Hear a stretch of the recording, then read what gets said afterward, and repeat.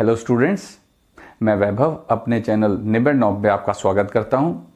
ये channel 10th, 11th और 12th class के मैथ्स सब्जेक्ट के लिए डेडिकेटेड है। अगर आपको मेरा काम पसंद आए तो प्लीज़ वीडियोस को शेयर कीजिए, क्योंकि मेरा मोट्टो ही है क्वालिटी एजुकेशन सबका अधिकार।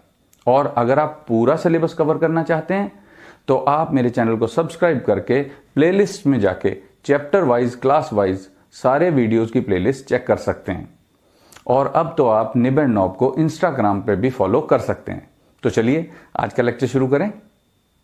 Hello students, practice paper 3 part 2 question number 7, क्योंकि हमने 6 क्वेश्चंस पहले ही सॉल्व कर लिए थे। Question number 7, find the area of region bounded by the curves x square is equal to y, y is equal to x plus 2 and x axis. तो इसमें सबसे पहले हम क्या करेंगे, गिवन कर्व्स लिख लेंगे। Y square, x square is equal to y, equation 1, y is equal to x plus 2, equation number 2। x axis तो हम ड्रॉ करेंगे ही। तो ये कौन सी कर्व है, क्योंकि क्वेश्चन में कई बार कर्व्स भी दिया जाता है, नहीं बताया जाता कि कौन सी कर्व है।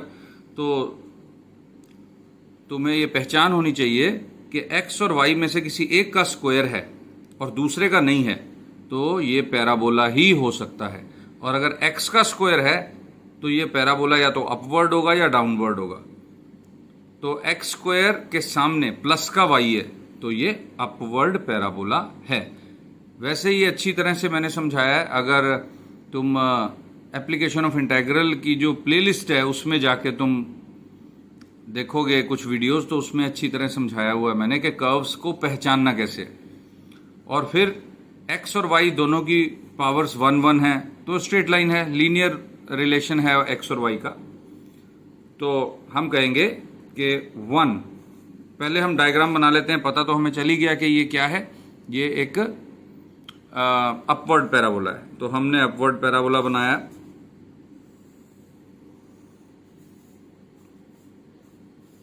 और अपवर्ड पैराबोला कौन सा, स्टैंडर्ड है। तो इसकी वर्टेक्स कहाँ होगी, ओरिजिन पर होगी। तो ये y एक्सिस, ये x एक्सिस। और ये जो लाइन है ये कहाँ से पास करेगी, देखो x को 0 पुट करोगे तो y 2 आ जाएगा। तो हम यहाँ सोच लेते हैं ये 2 है हमारा। और अगर तुम y को 0 पुट करोगे तो x -2 आ जाएगा। तो यहाँ समझ लो कि -2 है। तो यहाँ से पास होती हुई ये लाइन है, स्ट्रेट लाइन। यहां लिखा हमने इसका नाम x square is equal to y, और यहां पे लिखा y is equal to x plus 2। तो इस तरह से हमने शेडिंग की। और शेडिंग करते वक्त y एक्सिस के पैरेलल शेडिंग करनी है, जो मैं पहले भी समझा चुका हूं दोनों प्रैक्टिस पेपर्स में। तो हमने जब इस तरह से शेडिंग की तो हमें पता चला सारी लाइंस, ये जो शेडिंग वाली हैं, ये स्ट्रेट लाइन से पैराबोला, स्ट्रेट लाइन से पैराबोला, सारी लाइंस ऐसे ही हैं इन्हीं दो कर्व्स के बीच में। तो यानी कि एक ही इंटीग्रल बनेगा। अब हमें एक ये पॉइंट चाहिए और दूसरा पॉइंट ये चाहिए, यानी कि पॉइंट ऑफ इंटरसेक्शन हमें चाहिए। तो इन कर्व्स के बारे में बताते हैं। 1 is upward parabola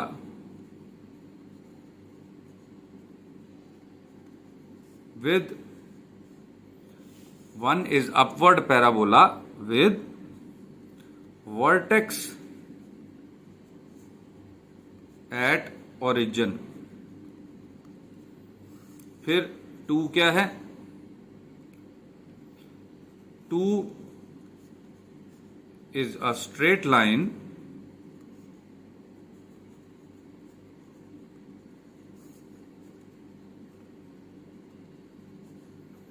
passing through, कौन से पॉइंट से पास हो रही है, 0, 2 एंड -2, 0। तो अब पॉइंट ऑफ इंटरसेक्शन हमें ढूंढना है इनका। तो हम इक्वेशन नंबर 2 को 1 में पुट करेंगे।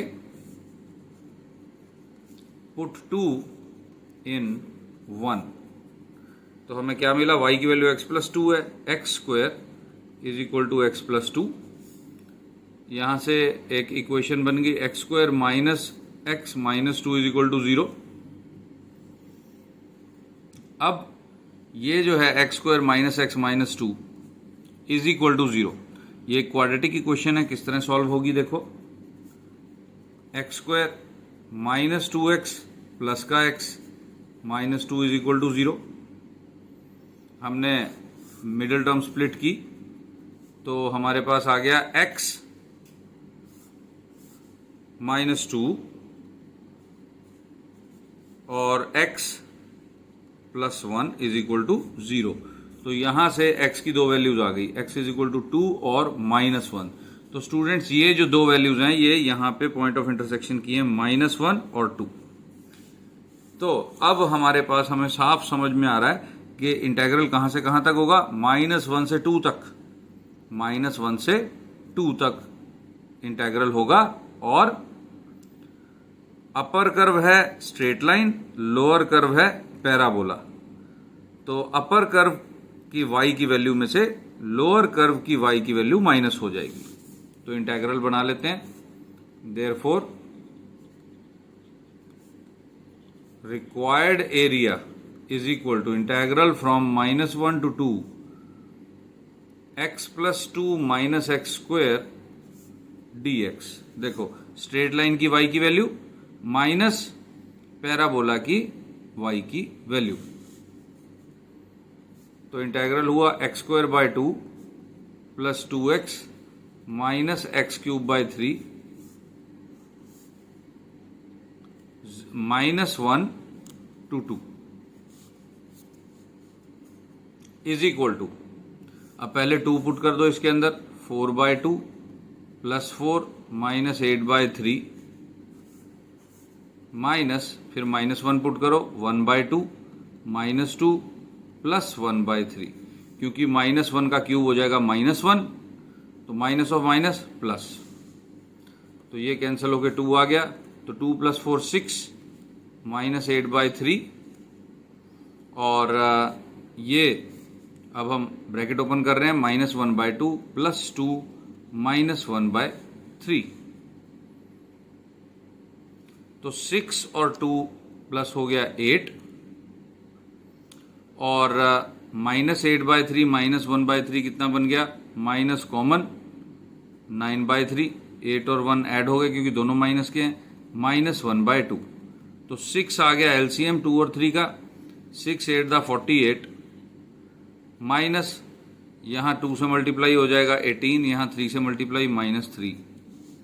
तो देयरफॉर अब हम सम अप कर देते हैं, required area is equal to 48 minus 18 is 30, 30 minus 3 is 27 by 6।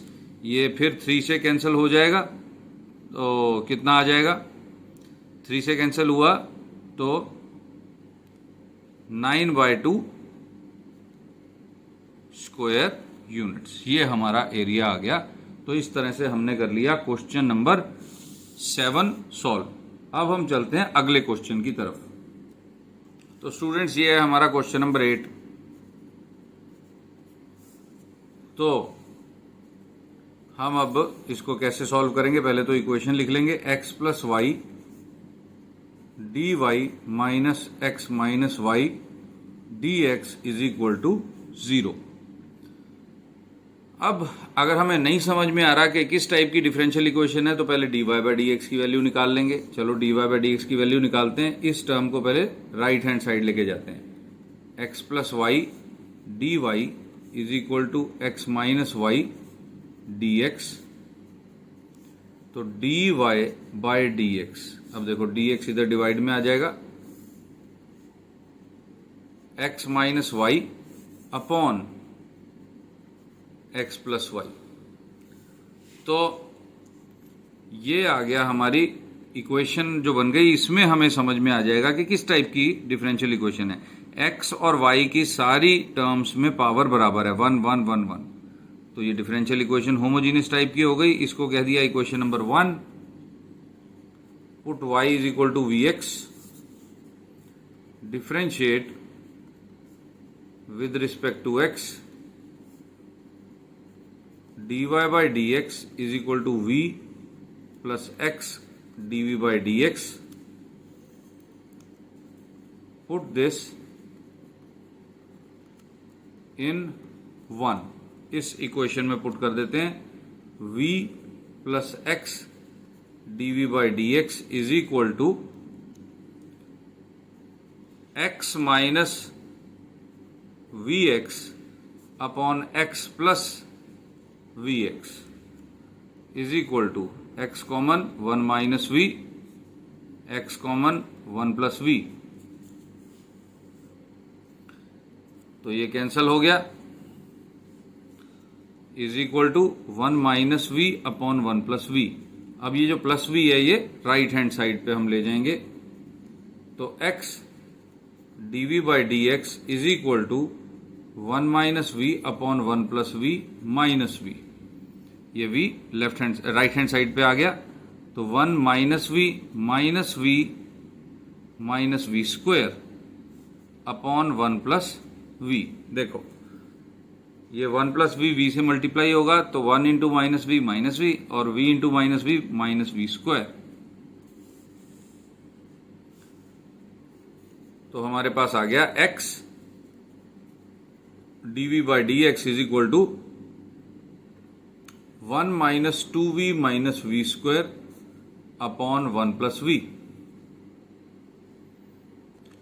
थोड़ा सा इसको सिंप्लीफाई करने के लिए v माइनस कॉमन ले लेते हैं हम, we square plus 2v minus 1 कर लेते हैं और अपॉन में भी v प्लस 1 लिख लेते हैं। थोड़ा सा इजी हो जाएगा इसको समझना क्वेश्चन को हमारे लिए इस तरह करने पर। तो देखो अब x अपॉन डी एक्स ये दूसरी तरफ चला जाएगा और ये टर्म रेसिप्रोकल होके dv के साथ आ जाएगी, तो v plus 1 upon v square plus 2v minus 1 dv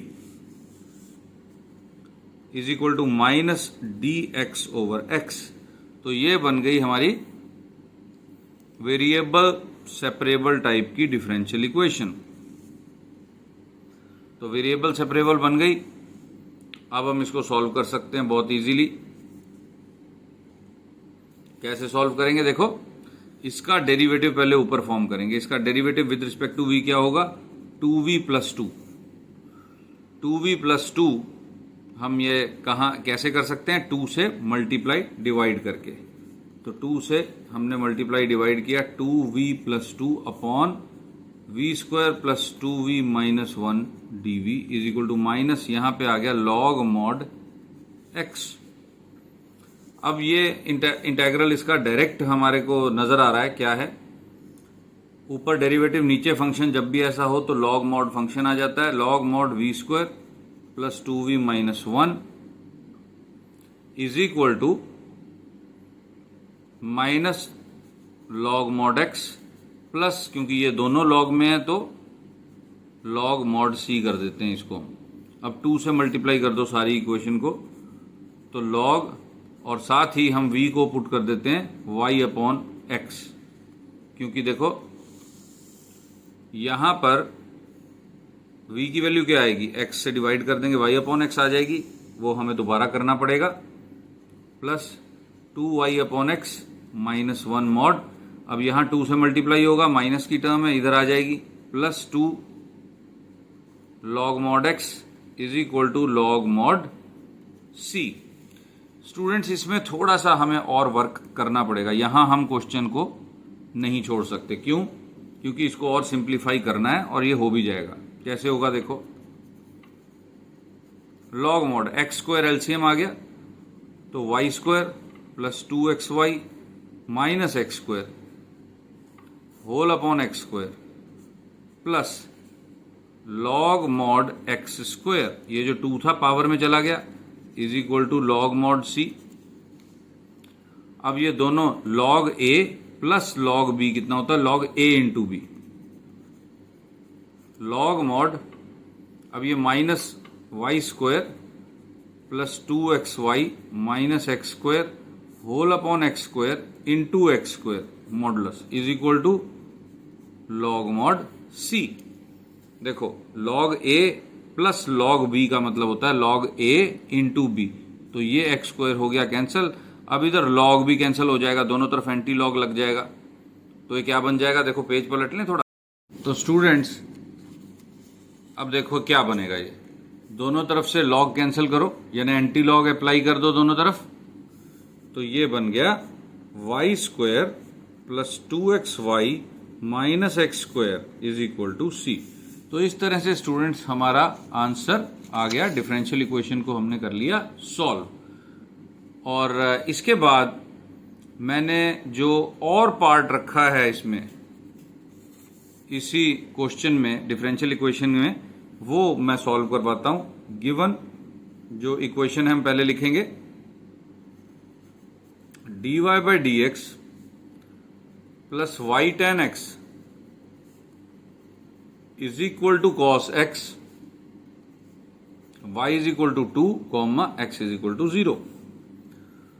तो स्टूडेंट्स इसमें हमें साफ नजर आ रहा है कि ये वेरिएबल सेपरेबल टाइप की इक्वेशन नहीं है, क्योंकि वेरिएबल सेपरेट हो ही नहीं सकते इसके अंदर। कैसे करेंगे, y को उधर लेके जाओगे और dx को उधर लेके जाओगे तो y भी उस तरफ, dx भी उस तरफ।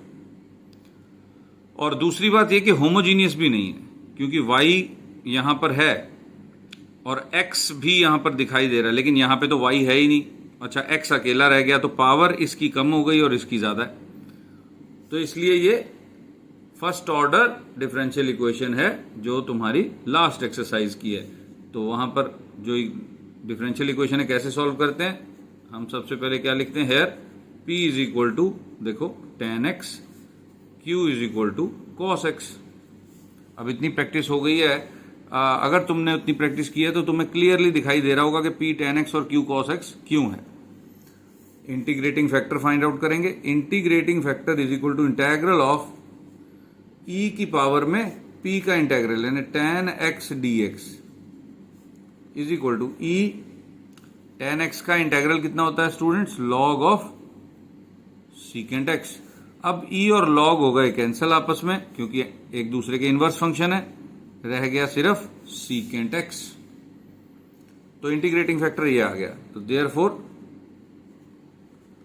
Solution is given by, solution क्या बनता है, फॉर्मूला लिखेंगे, y into integrating factor is equal to integral q into integrating factor dx plus c। तो y into secant x is equal to integral cos x, तो q की value थी, into integrating factor है secant x dx plus c। अब secant x और cos x दोनों एक दूसरे के रेसिप्रोकल हैं। secant x को 1 cos x लिख के कैंसिल कर दिया हमने, तो क्या बन गया, y into secant x is equal to integral of dx plus c। तो इंटेग्रल करके क्या बन गया, x प्लस c। तो हमारे पास जनरल सोल्यूशन जो है वो आ गया,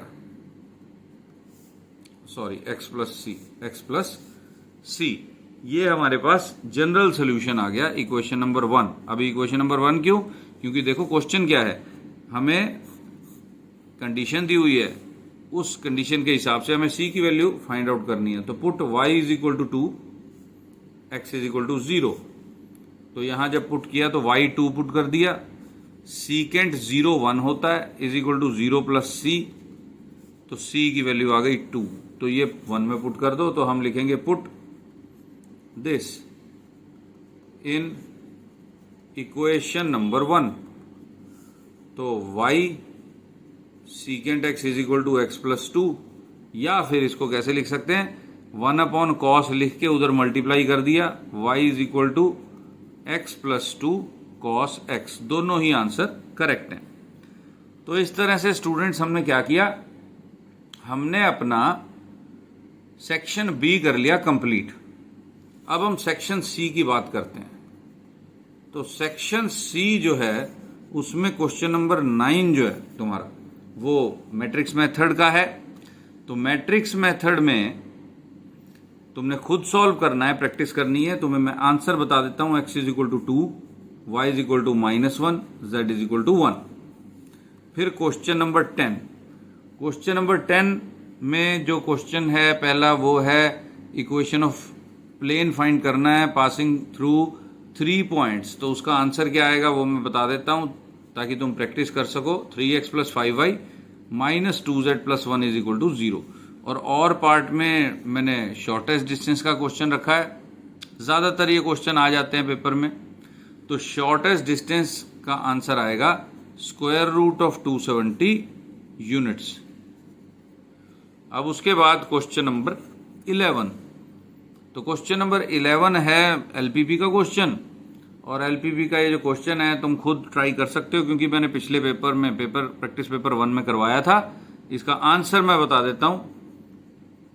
z मिनिमम वैल्यू जो है वो है 10 at 4,0 and z max value जो है वो है 44 at 2,10। तो ये आंसर्स हैं स्टूडेंट्स जो कि तुमने ट्राई करने। तो ये वीडियो अगर तुम्हें पसंद आया तो लाइक शेयर सब्सक्राइब कर देना, और कमेंट सेक्शन में जाके 1 to 5 के स्केल पे इसको रेटिंग भी दे देना। और